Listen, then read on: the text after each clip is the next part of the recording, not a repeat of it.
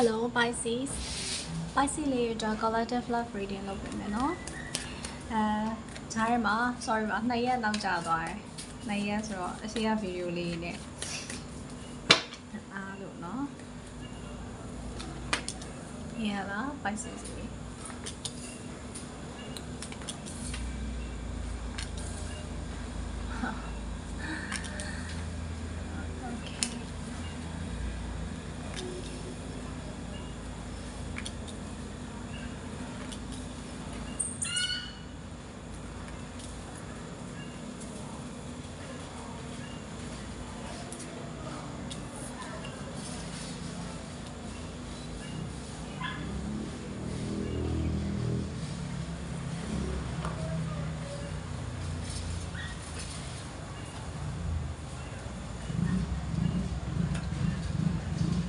Pisces လေးကအခုလောဆယ်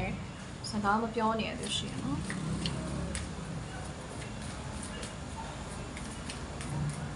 No contact situation ရှိနေဆိုရင်ရုပ်တရက်စာရဖို့ရှိရယ်စာလည်းဖြစ်နိုင်တယ်လို့လူကိုယ်တိုင်ဘာဆိုပြီးရောက်လာပြီလက်ဆောင်နေပါလေနဲ့ရောက်လာမျိုးလည်းဖြစ်နိုင်တယ်ဒါမှမဟုတ်ရင်လက်ဆောင်ပဲဖြစ်ဖို့များပါတယ် tangible ပစ္စည်းပေါ့နော်။ကိုင်တွယ်ထိတွေ့လို့ရတဲ့ပစ္စည်းလက်ဆောင်တစ်ခုခုနဲ့ရောက်လာဖြစ်ဖို့များတယ်။ဆိုတော့ carry များ long distance relationship လေးပါတယ်ဆိုရင်တော့သူကကိုယ့်စီကိုလာဖို့အတွက်ဆုံးဖြတ်နေပြီ။ဆုံးဖြတ်ပြီးသွားပြီပေါ့နော်။ဆိုတော့ Pisces တွေရဲ့ဒီ reading လေးကလေရိုးတော့ရိုးရှင်းတယ်။သူကအုံနောက်နဲ့နှလုံးသားနဲ့မှာဆိုရင်နှလုံးသားကိုပဲရွေးချယ်တဲ့သဘောပေါ့။ဒီ connection ကိုတစ်ဖက်လူလည်းအခုစိတ်ထဲမှာရှိနေတဲ့သူပေါ့နော်စိတ်ထဲမှာရှိနေတဲ့သူနဲ့တင်တဲ့ဆက်သွားတဲ့ connection ကိုတင် you can let go ဒီလားဘလို့အကြောင်းနဲ့မှဆုံးရှုံးမခံနိုင်ဘူးဆက်သွားမှာပဲတင်ရဲ့ future plan ထဲမှာလည်းသူကပါပြီးသားဆိုတော့တချို့တော့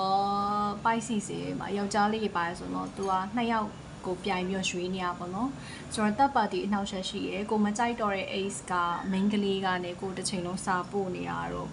အဲ့လိုမျိုးပြန်တွဲကျင်လို့ပြောနေတာတော့ဒါမျိုးကြီးတော်တော်လေးအနှောက်အယှက်လေးများတယ်ဒီ connection ကိုဆက်သွားဖို့အတွက်ကိုဒီအဲ့ Queen of Wands ရဲ့ third party energy ကများရယ်ပေါ့နော်အကယ်၍အခုကြည့်နေတဲ့ video ကြည့်နေတဲ့သူယောက်ျားလေးဆိုရင်လေ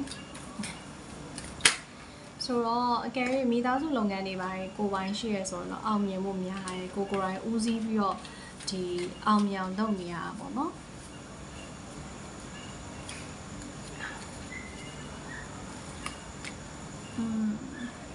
အခုလက်ရှိအချက်ကကောင်းပါတယ်လက်ရှိအချက်ကပူဇာဘတ်တွေပါပဲမှန်ကြ2 of cup ရဲ့ lover ကရဲ့အဲ့ဒါ88ကတ်ထဲမှာချင်းမြတ်တာနဲ့ပတ်သက်တာဒီနှစ်ကတ်ပဲရှိရနှစ်ကတ်စလုံးကြာတော့เนาะ strength ကတ်နဲ့တွေ့ရဆိုတော့ဘာအဓိပ္ပာယ်လဲဆိုတော့အချစ်ခွန်အားပေါ့အပြည့်ရှိရကိုဘေးနာနေအမြဲတမ်း true thick and thin ups and down အမြဲကိုဘေးနာမှာရှိနေပေးမဲ့သူနဲ့အခုတွေ့နေရမှန်ကြ11 4 of wands 2 of cups twin flames တွေပဲเนาะအခုရှိနေတဲ့သူကကိုခုလက်ရှိတွဲနေတဲ့သူကကိုချစ်မြတ်နိုးရတဲ့သူပဲသူနဲ့ပဲကိုကဘဝအောင်ရှိဆက်သွားခြင်းလားပေါ့နော်အခုလောဒီတိုင်းပဲလက်ထပ်တာတွေ့လားဆိုတော့ဒီဟာတွေကလက်ထပ်တဲ့ကတ်တွေပဲကွာဒါပေမဲ့ terrorize sense မှာလက်ထပ်တဲ့အထိတော့မတွေ့သေးဘူးเนาะနှစ်ယောက်စလုံးကဒီ connection ကိုဆက်သွားအောင်မယ်ရှည် long term ပုံစံလေးဆက်သွားအောင်မယ်ပေါ့နော်အဲ့လိုမျိုးတောင်းလိုက်တော့ယုံကြည်ပြီးသားဆိုတော့ပြတ်ဖို့လည်းမရှိဘူးပြတ်ဖို့မရှိတဲ့အတွက်တမင်္ဂလာ wedding လုပ်ပြီးတော့လက်ထပ်စရာမလိုဘူးเนาะအမြဲတူရှိနေရပဲဆိုတဲ့ပုံစံမျိုးလေးတွေ့ရတယ်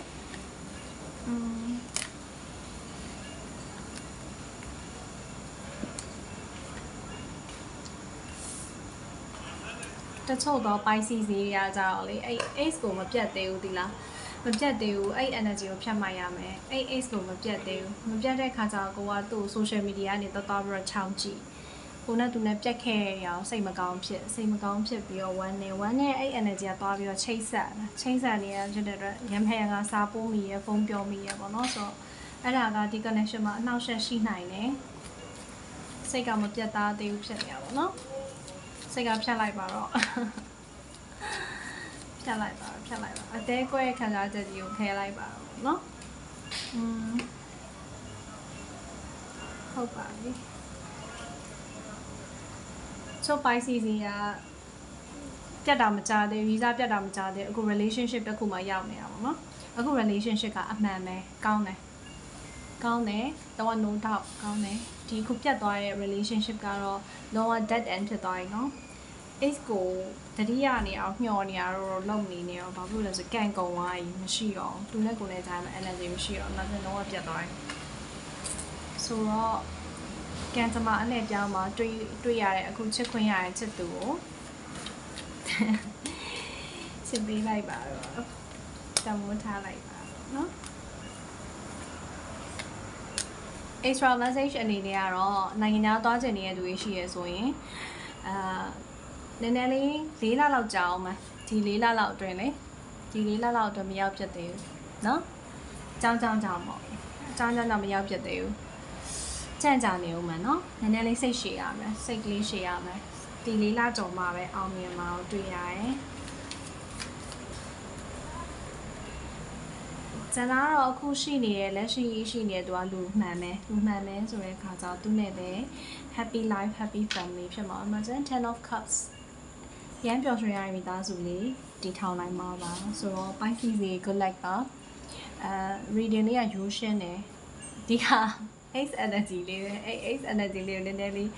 မေးပလိုက်ရပြီ okay ဆိုတော့အလောက်ကင်နဲ့ပတ်သက်လို့လည်းဒီမှာ extra လေးတွေ့နေအကောင်းပါတယ်เนาะဆိုတော့ Pisces စီတခုသိချင်တာရှိမေးထားခဲ့ပါ video ကြိုက်တယ် energy ကြိုက်တယ်ဆိုရင် like and subscribe လုပ်ဖို့မမေ့ပါနဲ့အောင်နောက် video မှာတွေ့မယ်နော် bye bye